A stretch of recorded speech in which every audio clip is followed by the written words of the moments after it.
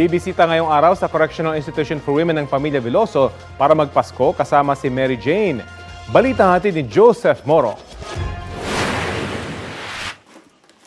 Ang Pasko ay para sa pamilya, sabi nga, at ramdam na ramdam yan ngayong buwan ng Pamilya Veloso na pinayagan ng Bureau of Corrections o Bucor na bumisita kay Mary Jane Veloso.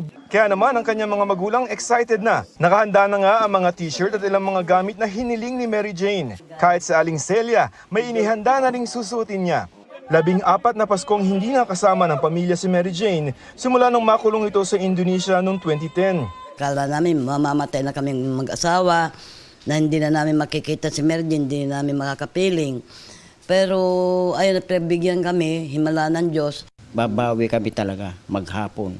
Baka palagay ko, hindi ko na mabitiwan yung aking anak lalo na pagka malapit na yung uwian namin. Bibit-bitin din nila ang ilang mga pagkaing ni-request ni Mary Jane. Tinumis, sinigang na baboy, spaghetti, at saka yung salad, puto. Lampas 20 mga kapatid at ibang mga kamag-anak ang dadalaw kay Mary Jane. Kasama na ang dalawa niyang anak na luluwas mula sa Nueva Ecija. Pero mahigpit ang regulasyon ng Bucor sa pagbisita, bawal ng litrato o video sa reception area ng Correctional Institution for Women sa Mandaluyong. Pinayagan naman sila magdala ng handa pero hindi na mga regalo. Ipinapaalala pa rin ng estado ni Mary Jane bilang person deprived of liberty. Pero sa harap ng selebrasyon, may isang Christmas wish ang pamilya Veloso sa Pangulo. Maawa na kayo sa aking anak dahil nagdusa naman na po ng katagal-tagal na panahon. Ito na po, iregalo na po ninyo sa amin para makapiling na namin po siya. Ayon sa mga abogado ni Mary Jane, wala nang legal na hadlang para mabigyan ng executive clemency si Mary Jane matapos pumirma ang Pilipinas at Indonesia ng transfer agreement kung saan matapos maibaba ang sentensyang bitay sa panghabang buhay na pagkabilanggo ay dito na sa Pilipinas bubunuin ito ang parusa.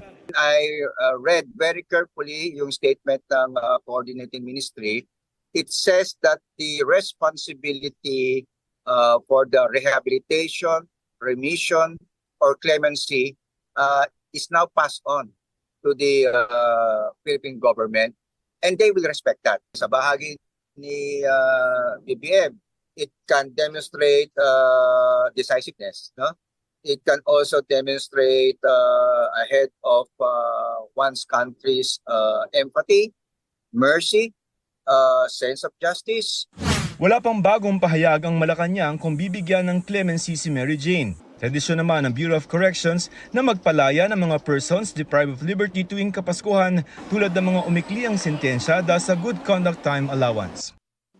Joseph Morong nagbabalita para sa GMA Integrated News.